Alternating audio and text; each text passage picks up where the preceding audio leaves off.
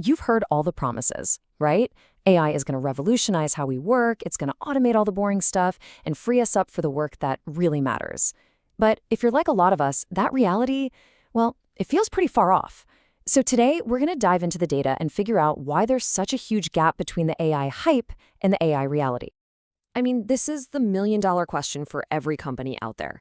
We see the headlines, we've got the tools, ChatGPT, Copilot, you name it, but are we actually seeing real measurable gains in our day-to-day work? Well, it turns out the answer depends entirely on who you ask. And if you ask the folks in the C-suite, the top executives running the show, the AI revolution isn't just on its way, it's already here and it's a massive success. From their perspective, the return on investment is crystal clear. And the numbers they're reporting are just staggering. Get this, a full third of executives say they're saving between 4 and 8 hours every single week.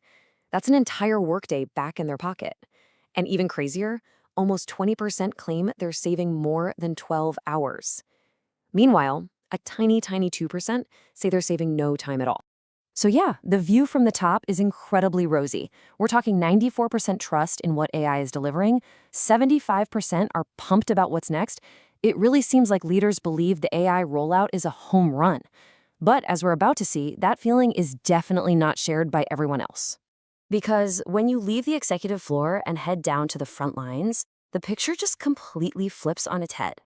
For the non-managerial employees, the people actually doing the bulk of the work, well, the reality of AI is a whole different story.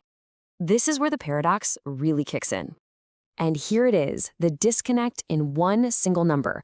A massive 40% of workers say that AI saves them 0 time. Not an hour, not a few minutes, absolutely nothing. Remember that tiny 2% of executives who said the same thing? This just shows we're looking at two totally different worlds inside the very same companies. Oh, and it gets worse. Even for the workers who do manage to save some time, another report found that a whopping 85% of them end up wasting that time fixing all the mistakes the AI made. So are we really saving time? Or are we just shifting it over to this new, frustrating task of being an AI editor? For millions of people, this is their daily life now.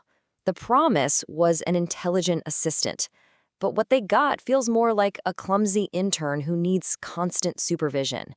And that feeling of frustration, that is the absolute heart of the AI productivity paradox. So what on earth is going on here? Why is there such a chasm between the executive dream and the employee reality? Well, the answer comes down to a concept that companies are only just now starting to wrap their heads around: the AI proficiency gap. You see, the very definition of being good at AI is changing, and it's changing fast. A year ago, it was all about writing a clever prompt. But now, real proficiency means something much deeper. It means weaving AI into your core everyday workflow in a way that actually creates value. It's the difference between asking AI for a recipe and using it to automate your weekly sales report. And this breakdown of the workforce is, honestly, it's pretty shocking. 70% of us are just experimenters, using AI for little one-off tasks. Another 27% are complete novices, which leaves the number of true practitioners and experts, the people who are genuinely proficient, at less than 3%. Basically, almost no one is actually there yet. And this leads to a huge problem that one report calls the use case desert, which is just a brilliant term for it. It's that feeling of having this incredibly powerful tool right in front of you, but having no clue how to actually apply it to your specific job. The problem isn't the technical skill, it's the lack of practical application. And the data proves this completely.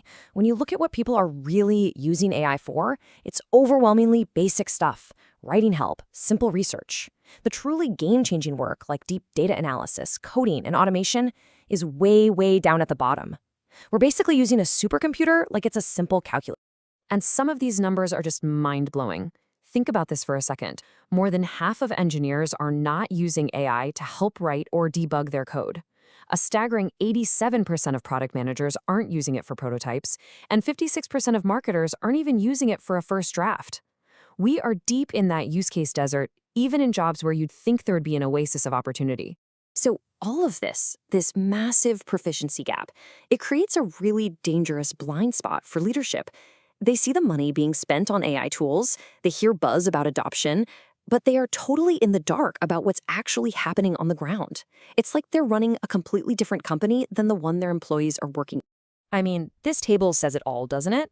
On every key statement, we have a clear strategy, adoption is widespread, we encourage experimentation, executives are overwhelmingly confident. But then you ask the individual contributors, and their agreement just plummets. It's a total disconnect. And this creates a system that's completely backward. The very people who could get the most out of AI, the ones doing the repetitive, automatable work, are getting the least amount of help. They have less access to the tools, less training, and less support from their managers to even try this stuff out. And look, this isn't just some internal company problem. As Microsoft CEO Satya Nadella points out, if this incredibly powerful technology isn't actually delivering real benefits for everyone, it will lose its social permission to even exist. The stakes here are incredibly high. So how do we fix this? How do we finally bridge the gap between the promise of AI and the frustrating realities so many people are living? Well, the good news is there's a clear path forward for leaders who are ready to get serious about building real proficiency, not just buying software. And the roadmap makes a ton of sense. First, stop tracking if people are just logging in and start tracking actual outcomes, like time saved. Second, build libraries of real-world use cases so people aren't wandering in that desert. Third, prioritize getting tools and training to your individual contributors. Next, train people on how to create value, not just on safety protocols. And finally, build a system for continuous learning, because let's be honest, the goalposts for what it means to be good at AI are going to keep moving. And that really brings us to the final critical question you should be asking. It's not enough anymore to just buy the software. The real work, the hard work, is building the human skill to use it effectively. Because at the end of the day, having the tools is just the start. Having a real plan for proficiency, that's what's going to separate the companies that get true value from AI from those that just get a big